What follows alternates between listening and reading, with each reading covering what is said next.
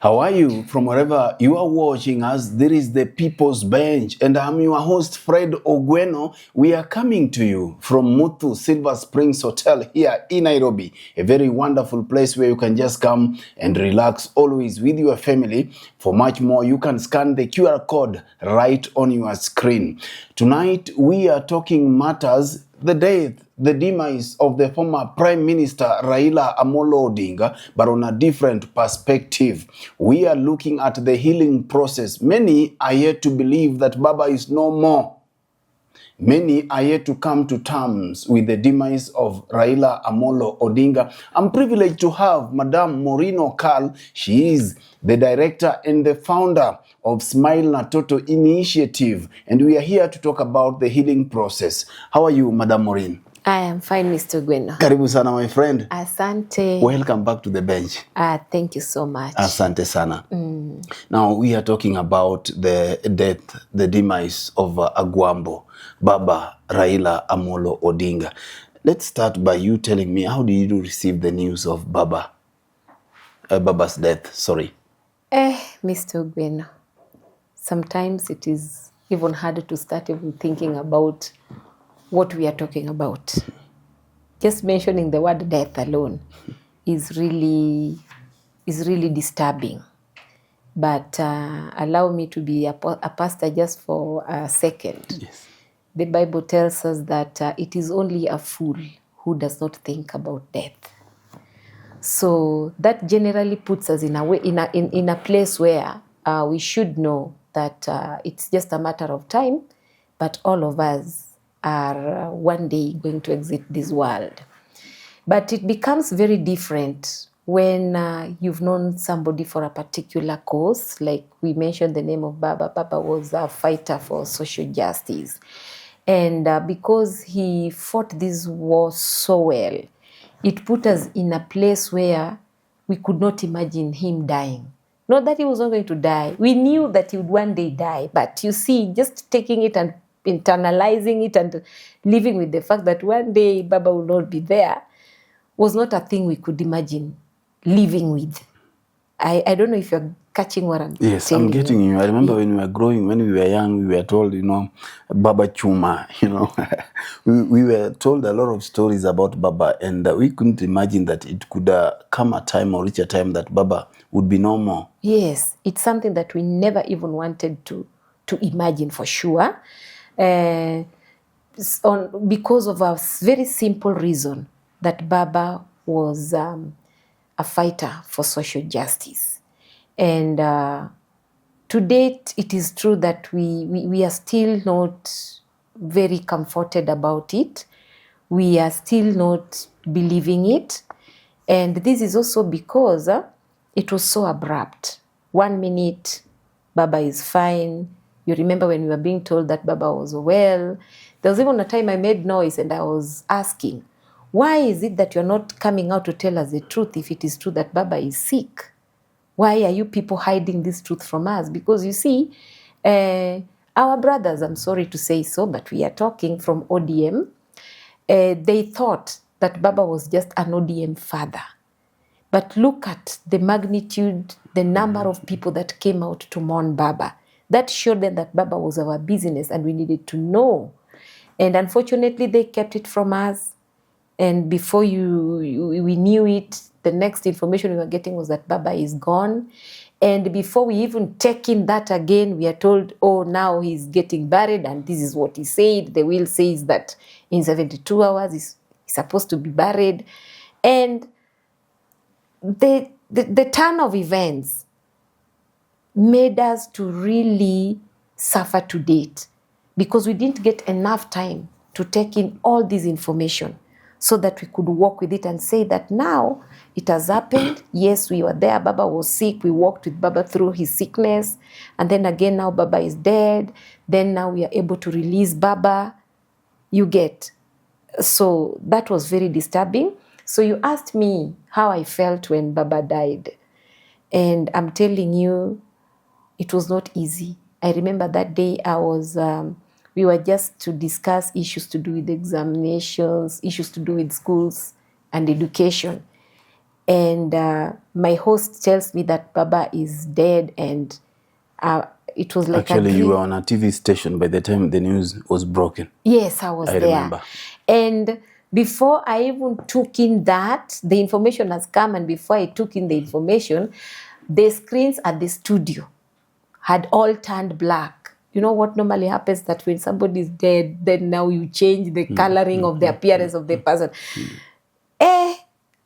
Nilishindwa kukaa hapo. We had to leave the station. I walked home.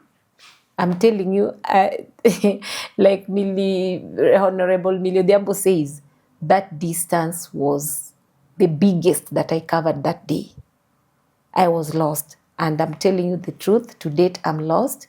I sleep, and then in the middle of the night when I wake up, the first thought that comes to my mind is, Baba is not alive. So we are hurting. We are still hurting. We are lost. We don't know how to behave. We are under very serious emotional roller coasters. We don't know. We just don't know. But I'm thinking God will put us somewhere. Because there must be some hope. I hear you. Yes. Many people, just like you were saying, that are yet to come to terms with Baba's death. I've spoken with quite a number, and they tell you that I've not eaten for the last 3 days. And these are real situations. These are real stories. Somebody tells you, Fred, I've not eaten for 3 days. This thing about Baba is killing me. I mean, you have been a counselor, and you have helped people to go through this kind of situation. How do you think we can move over this thing? Mr. Gweno, just as you have said, different people react to different situations, and especially now the case of Baba, in different ways. And we do not have one single way for people to overcome it. I think that what I can say is that it shall be one day at a time for every different individual. Because I say that Baba was a man who wore a cloth of many colors. To one person, he was this. To another person, he was this, you know. So those experiences that attach us to Baba are the reasons we will be able only to mourn in our own different ways. And I'm telling you, the death of Baba is hurting to core. It's really hurting, Mr. Gweno. I think it will just have to take God himself to come and get us out of it. Remember the speed even with which Baba was buried. Of course, we had to respect his will. But I think that if Baba was given more room, if maybe the government kama wiki mbili tulie, tuseme zote, tukubali, you know. I remember when I'd lost a child before. Sorry for bringing this in. It's okay. And I was given some counselors to talk to me so that I could go through the process of grief. And the first question I asked the counselor was, will I really heal? Because it was hurting to core. So the same thing came to me when Baba died. I thought I wanted an immediate healing. You understand? I hear you. And what I thought more was that if I had the powers to bring Baba back to life, I would have gone for it than letting Baba go. Yes. So when I asked the counselor if I would really heal, because I wanted an immediate healing, then the counselor asked me that, what do you think? And I said that I don't think if you're doing me good. So I was not rude, but I just left. Yes. So issue of Baba is such that nobody is believing that we are going to heal one day. But I tell you the truth, time is a master healer. Time heals all wounds. Because today, you see, I can just talk about the issue of the loss of my child. So God will help us, and it will take a lot of grace. A lot of grace, because this is somebody who was so dear to us. I'm telling you, you are only hurt about the death of a person depending with the depth to which that person filled in your life. Yes. So that is what it is. And that is why you can imagine that even to date, people are still going home to mourn Baba. People are still going to... Yani mtu tu ajione. In their big numbers. Yes, and in their big numbers. Mtu tu aende tu ajione, ajiulize. Baba amekufa kweli. Amekufa kweli, you know. Ako ndani ya kaburi. Yes. Baba. Mwenye alikuwa anapeana holiday that is not gazetted na iko. Yes. You can imagine that. So Baba was a people's person, not just a people's president. He was a people's person. This was a very gentle man. And it is his gentleness that has touched us and that has made us to mourn him to date. I read a book sometime that was asking that who will cry when you die? So you can imagine the many of us that are still crying today because Baba died. And why do we cry when you die? We do because of how you handled us, how you took care of us. So Baba left us orphans. We are still orphans. I'm telling you, we are orphans. I get you. And an orphan never heals. An orphan will be left with a scar, but an orphan never heals. So time will come when we will settle the matter and say that, God, we accept that your will was done. We accept that Baba was not going to live forever. But again, I would also talk about the fact that we will be left with the scar. The scar of Baba is so big in each and every individual soul. But we will go through. I get you. Yes. Tell me, you are saying that 72 hours were not enough, and many people have said, we wish that Baba could have written in his will maybe 2 weeks or a month. Will was we take our time, we take our time with matters funerals, hatunanga haraka, and we do it our own style. But ni mochari gani sasa Baba angewekwa hapa Nairobi? Imagining sasa Baba ako hii mochari ingine hapo mahali alikuwa amepeleka. Sasa with all these big numbers, do you think that even Lee funeral could contain Baba for a week, and Kenyans wanajua analala huko? I know that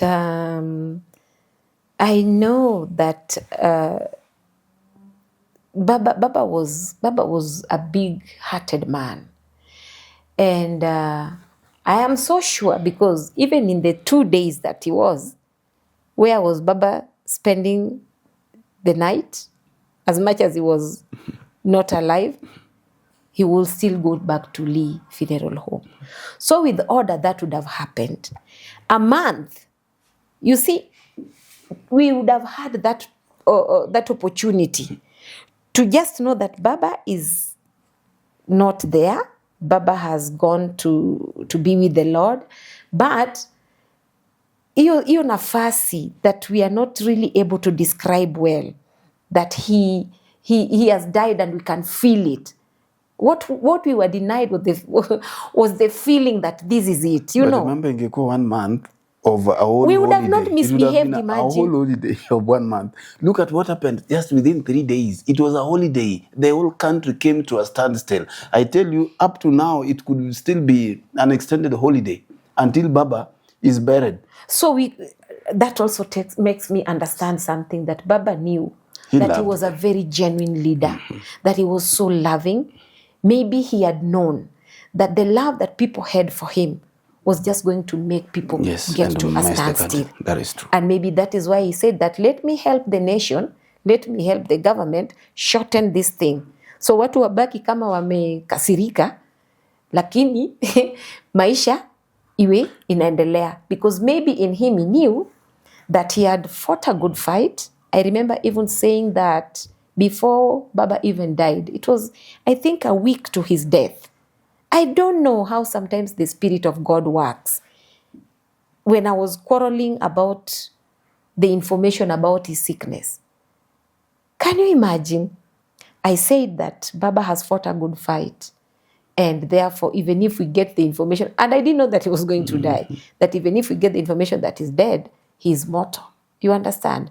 He was, when we were being told that he was not sick, I was asking ODM people that, why are you not telling us the truth?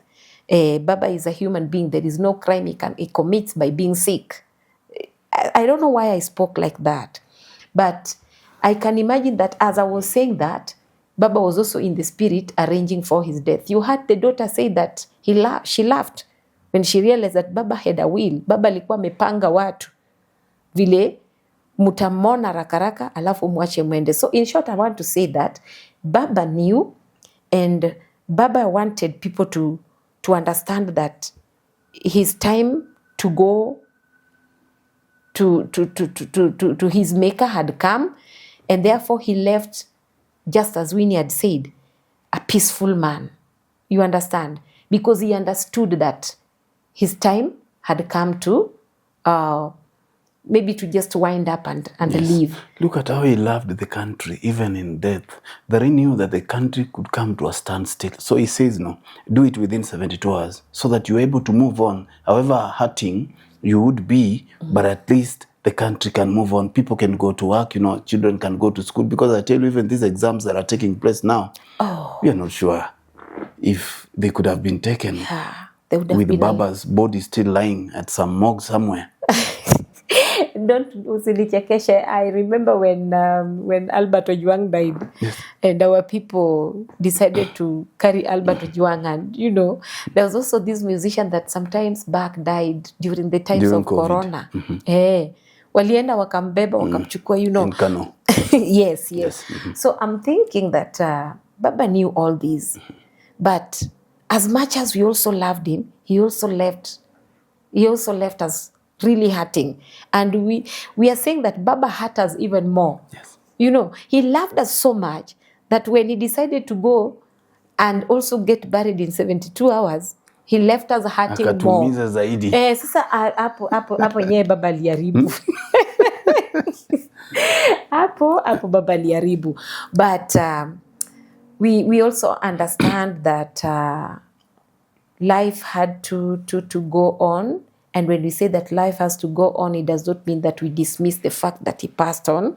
We are just saying that there are things that we must accept. However hard they are, we just have to accept them. Tell me, as we are shifting gears, you are a leader, you are known for advocacy. The impact of Baba's death in political landscape, particularly in Luoland, and areas that had such kind of huge following. What do you think is going to happen? I don't want to think so much out of what an ordinary thought would be. But you see, there is one grace that Baba had. We have just talked about the attributes of Baba. One of them being, wacha niseme kwa Kiswahili, Baba alikuwa mtu mpole sana. And this upole ya Baba made Baba to be a magnet into the lives of people. Baba was just a magnet. Because even if he was not going to buy unga and sukuma wiki to bring to your door, but his love for people was such that you'd just feel attracted to him, whether he knew you or not. And I am thinking that the people that have a problem now are maybe the people that were serving under Baba's party, or the people that got the grace to serve in ODM. They have a very big task.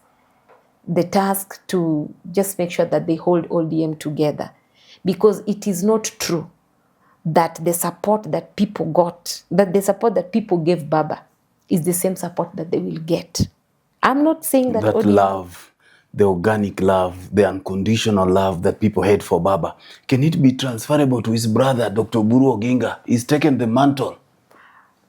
It is Dr. Oburu Oginga to transfer, to take to take the love that Baba had and give it to the people. Allah. Yes. It is his responsibility. You see, Baba gave love. You understand? So you cannot want to be the leader. Is now the party leader. He cannot manage being a leader minus showing people love. Because when you show me love, that is when you'll also attract mine. So Baba won the hearts of people, not just locally, but even internationally. Because he first gave love. Remember, even in the Bible, we are told that God loved so much that he gave. You understand? But if you want me to be the one now loving you, when you are the leader, you are getting it wrong. So that's why I'm saying that they have a very big duty if they want to hold the community together, the Luo community together, if they want to hold the party together, if they want to hold Kenya together. Because remember, even ODM is not just a party, does not just have the followers in Nyanza, in Luo Nyanza. ODM is a national party, right? So it will be the responsibility of the party leaders to give out that love to the people. Because things have to change right now. Unajua kitambo, people loved Baba so much and they even honored Baba that even if Baba gave them anybody that they didn't want, by virtue of by the fact that they respected Baba, people respected Baba, wangesema sawa, hatutapinga kwa sababu Baba Anasema ndio Baba. So this time round, it is not going to be the same. Hakuna mtu tutakuja kuambiwa ya kwamba huyu ndio tumeinua mkono, take the mantle, and then we are just like, no. They have a big work to do. And the people in Nyanza, as I told you, are left as orphans. And unajua, ukiona mahali kuna orphans, and again you take the same thing I'm talking about, love, these orphans will embrace you. But an orphan can just decide to go wild and tell you to hell with you. Let me find my way out. I don't believe in your ways. I maybe I'm seeing you like somebody who is just a devourer, you know. So you're not going to use me. That one gave me unconditional love. I returned unconditional love. Because again, I love our people. That's why I was telling you that Baba did not have to bring you Sukuma Wiki and Boga to love him. These people gave unconditional love. Thank you. Look, Baba, sorry. Baba was an alternative in difficult situation. You are an educationist. And look at what is happening with our universities. A very long lecturers strike going on. If Baba was there, the students could have gone to him to consult with him, look for direction from him. He would call for a press conference at Capitol Hill Square and urge the government to end this strike and try to talk to the government and the students and the lecturers, and most of the time a solution was found. Now that is not there. Do you think we've started missing him? And what do you have to tell the government as far as the lecturers strike is concerned? Mr. Ogeno, to be sincere, forgive me for this. I have nothing to tell the government because we have spoken several times to this very government on matters education, and nothing much has been offered.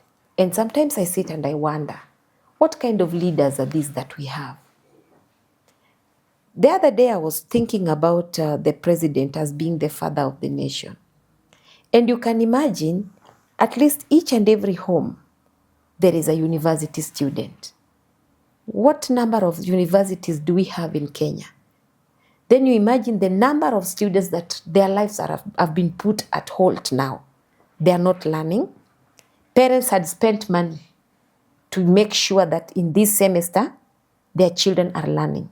Unataka kuwarudishia watoto nyumbani wenye hawakusoma, lakini money has been spent on them. The lecturers are crying for their money. You take from these lecturers the many taxes that we have in Kenya.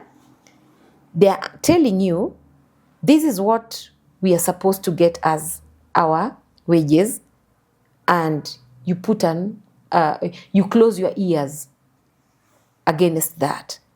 Can't you see that we are in a very big mess? And the reason I'm telling you that I don't want to talk to the government is because mahali tumefika, these lecturers are parents.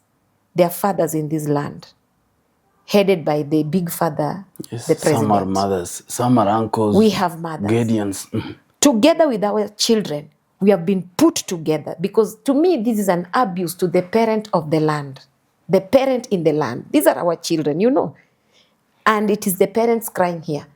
So I'm thinking that the government is abusing, yani imedharau sana. Thank you.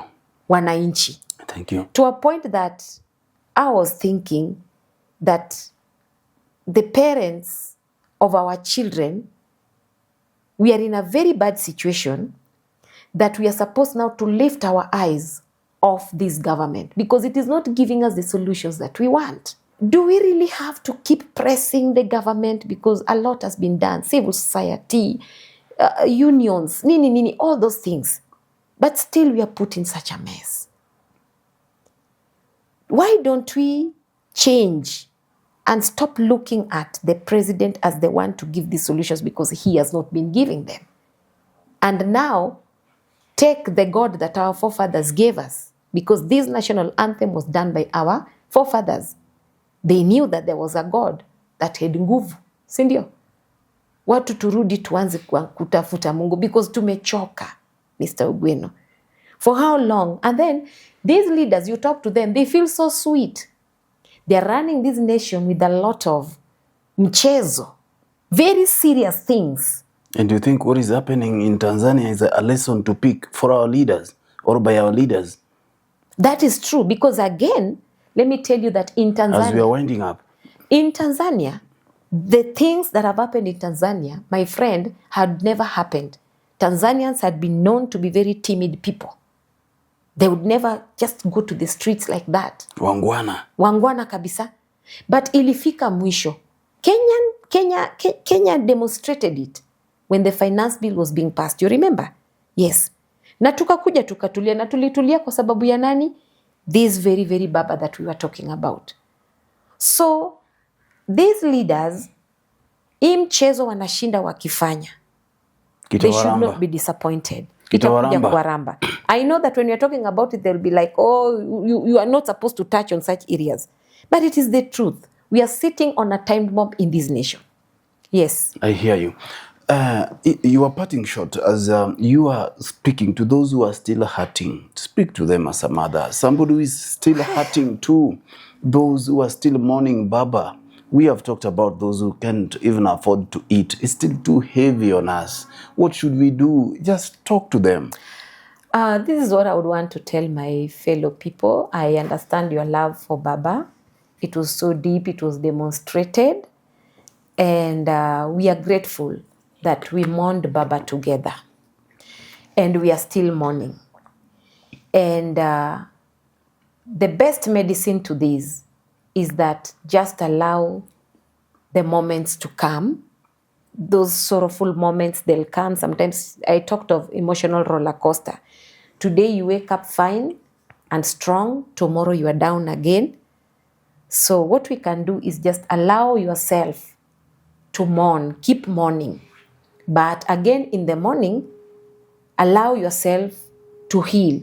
Sometimes you can mourn until you just you enter into depression, and that is how you also disappear. Yeah, people have died because others died, because their dear ones died. Yes. And many have died. Yes. So I would want us to mourn, but at the same time, give ourselves room to heal. Mourn as you also allow yourself to heal. Then in the process, it will be one day at a time until you get to the healing, to the side of healing. Thank you. Yes. Thank you very much. And with that, we've come to the end of our conversation tonight. It has been the People's Bench coming to you from Muthu Silver Springs Hotel here in Nairobi. We were talking how do we overcome the grief coming from Baba's death. How do we overcome it? And Madam Maureen Okal, the founder and executive director of Smile na Toto, says that it is a matter of time, that we give it to time, that we mourn Baba, but at the same time, we do not forget about ourselves. Thank you so much, Maureen, for creating time to be with us. Always a pleasure having you on the bench. Thank you, Asante sir. sana. And with that, we say bye-bye and God bless you. Thank you.